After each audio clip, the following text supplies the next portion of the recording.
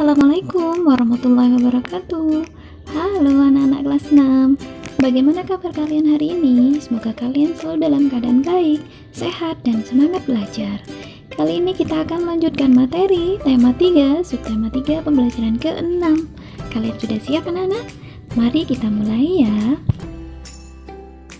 Anak-anak, tahukah kamu bahwa untuk menjadi seorang penemu, kita perlu memiliki badan yang sehat dan jiwa yang kuat? Mens sana in corpore sano, itu adalah istilah ya.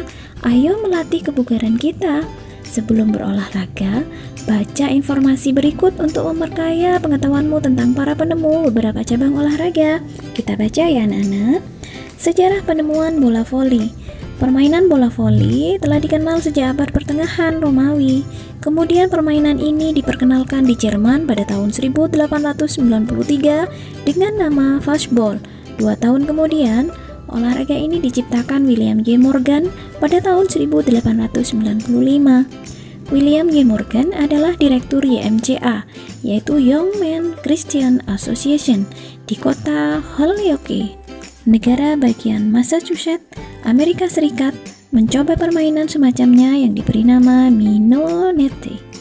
Dasar yang digunakan permainan minonete adalah memukul-mukul bola hilir mudik di udara.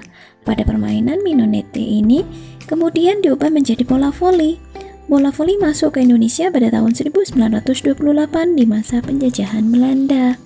Nah anak-anak, kamu akan melaksanakan latihan lari jarak sedang dengan bantuan guru olahraga kalian ya. Saat menunggu giliran, kalian dapat melakukan variasi olahraga. Nah, awali berdoa dulu. Kemudian perhatikan gerakan-gerakan melatih kebugaran. Lakukan dengan teknik yang benar. Nah, gerakannya adalah yang pertama adalah skipping atau lompat tali anak-anak. Nah, ini seperti pada gambar berikut ini adalah lompat tali gerakannya ya. Yang kedua, squat thrust. Squat thrust adalah posisi tubuh dari berdiri, jongkok, posisi push up, jongkok, berdiri lagi, dan seterusnya. Anak-anak, bayangkan seandainya Tuhan tidak memberi karunia akal dan kecerdasan pada para penemu. Sekarang, cermati kembali kisah perjuangan Bapak Habibie pada pembelajaran sebelumnya ya. Kita jawab pertanyaan berikut. Yang pertama, apa saja penemuan Habibie yang diakui oleh dunia internasional? Yang kedua, sikap apa yang dimiliki Habibie sejak beliau kanak-kanak hingga saat ini? Ketiga, apa yang dilakukan Habibie untuk menunjukkan sikap cinta tanah air? Keempat, adakah hubungan antara sikap hidup disiplin, kerja keras, dan bertanggung jawab dengan prestasi yang dicapai dalam hidup manusia? Jelaskan dengan singkat. Nah, jawabannya kita tulis dalam diagram berikut anak-anak. Ini ada diagram nilai keteladanan untuk menjadi seorang penemu. Nah, ini nilai keteladanannya ya. Yang pertama, apa penemuan Habibie yang diakui oleh dunia internasional? Yaitu penemuan teori pesawat terbang seperti Habibie Factor, Habibie Theorem, dan Habibie Method. Yang kedua, sikap yang dimiliki Habibie sejak kanak-kanak hingga saat ini, yaitu disiplin, kerja keras, serta memiliki semangat dan tekad yang tinggi. Kemudian yang ketiga, wujud sikap cinta tanah air Habibie apa ya? Nah, yaitu mengharumkan nama Indonesia lewat penemuan-penemuannya, menjadi penasihat pemerintahan di bidang teknologi pesawat terbang, menjadi Menteri Negara Riset dan Teknologi, menjadi Wakil Presiden dan Presiden RI ketiga, serta mendirikan industri pesawat untuk kepentingan militer. Yang keempat, adakah hubungan antara sikap hidup disiplin, kerja keras, dan bertanggung jawab dengan prestasi yang dicapai dalam hidup manusia? Jelaskan dengan singkat. Nah, pasti ada hubungan ya, karena jika hidup kita disiplin, contohnya disiplin waktu belajar, waktu mengerjakan tugas, nah berarti kita sudah bekerja keras untuk mengerjakan tugas tersebut.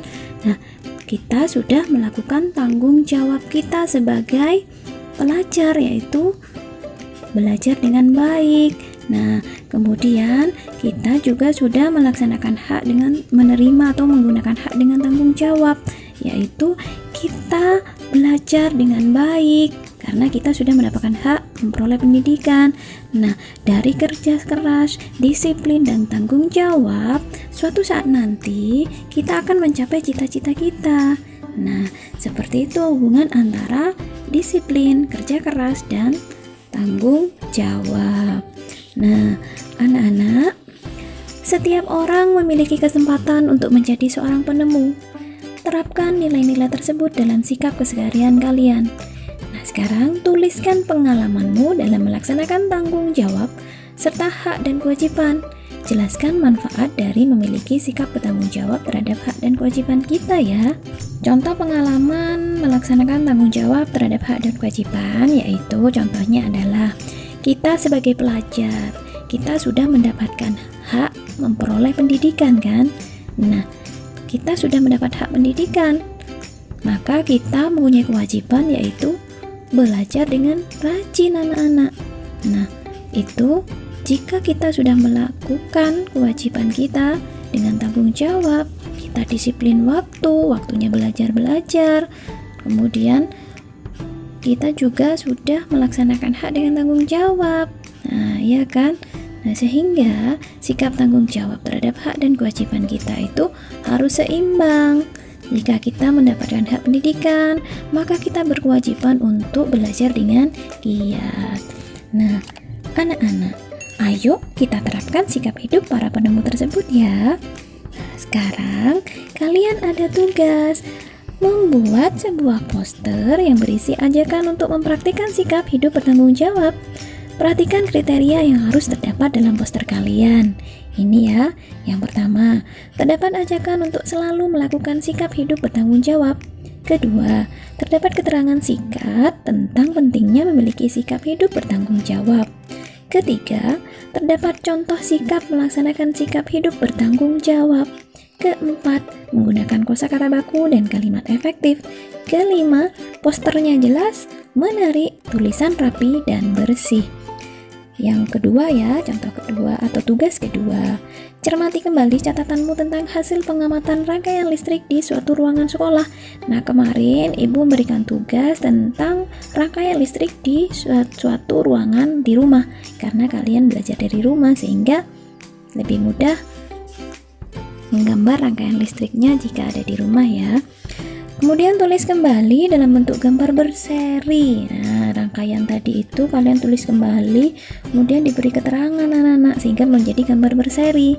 Nah, kriteria yang harus terdapat dalam gambar seri kalian adalah yang pertama, terdapat gambar rangkaian seri atau paralel atau campuran berdasarkan fakta yang didapat saat pengamatan.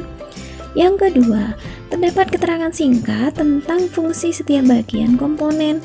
Yang ketiga, terdapat keterangan singkat tentang proses jalannya arus listrik pada rangkaian tersebut.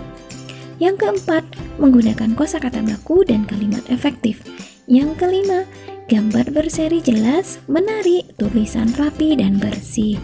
Kemudian yang ketiga, presentasikan poster dan gambar berseri tersebut di depan kelas.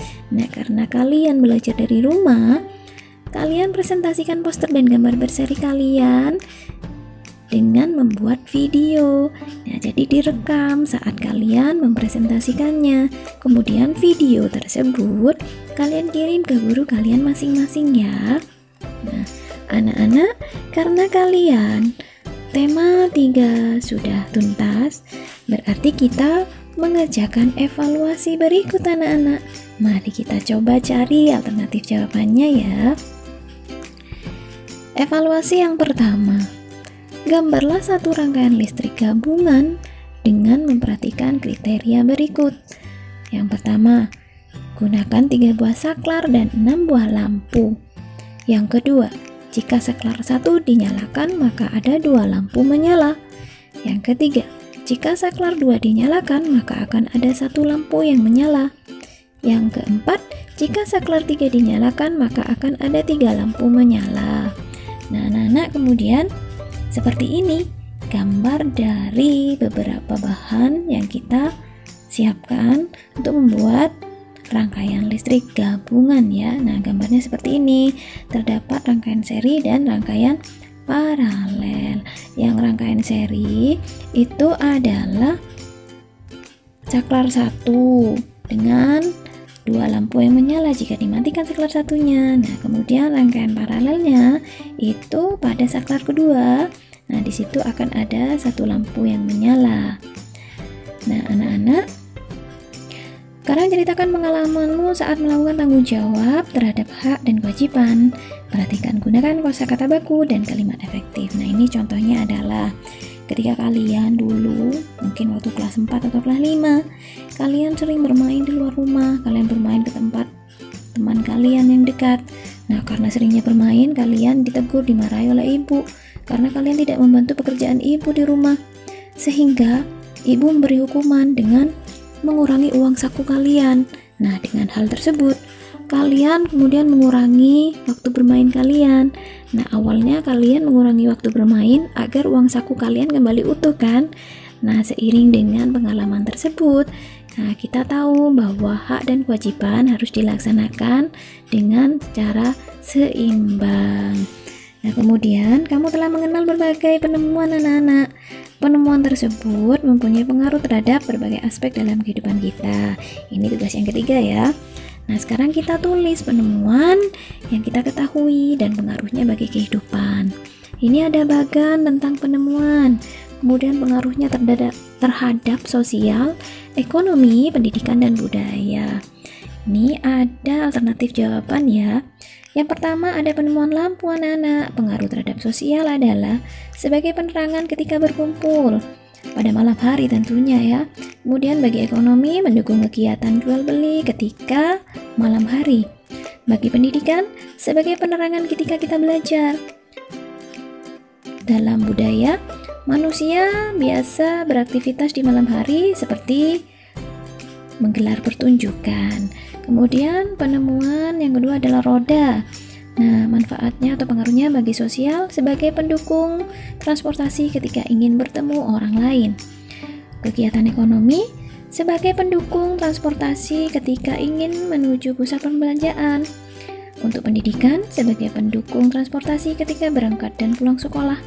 Nah, budaya, manusia telah cepat sampai ke tujuan, lebih cepat sampai tujuan ya maksudnya.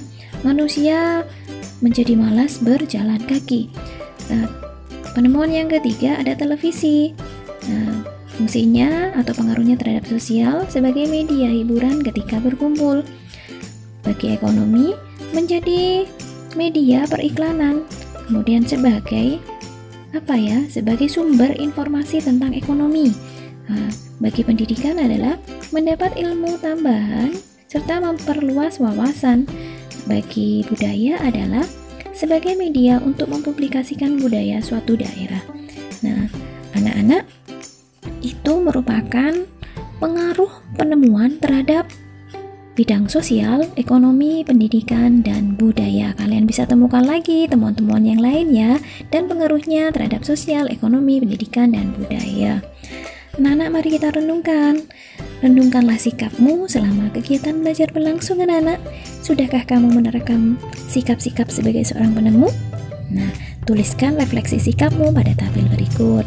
Yang pertama, sikap rasa ingin tahu. Apakah kalian sudah melaksanakan sikap dengan tanggung jawab? Kemudian tekad kuat, disiplin, kerja keras, bertanggung jawab. Kalian beri keterangan ya pada kolom selanjutnya. Anak-anak, Tuhan menciptakan manusia dengan beragam potensi yang berbeda-beda, sehingga manfaatkan potensi yang kita miliki tersebut anak-anak. Asalkan potensi tersebut membawa dampak positif bagi kehidupan, serta kelak kalian bisa menjadi penemu yang menemukan penemuan yang bermanfaat bagi masyarakat dunia. Nah anak-anak, tema 3 kali ini sudah tuntas. Sampai di sini pembelajaran kita. Terima kasih yang sudah mengikuti pembelajaran sampai selesai. Yang belum subscribe, jangan lupa like, subscribe, dan hidupkan notifikasi loncengnya agar kalian tidak ketinggalan video pembelajaran selanjutnya. Mohon maaf jika ada penjelasan dan kata-kata Bu Mame yang kurang tepat. Terima kasih. Wassalamualaikum warahmatullahi wabarakatuh.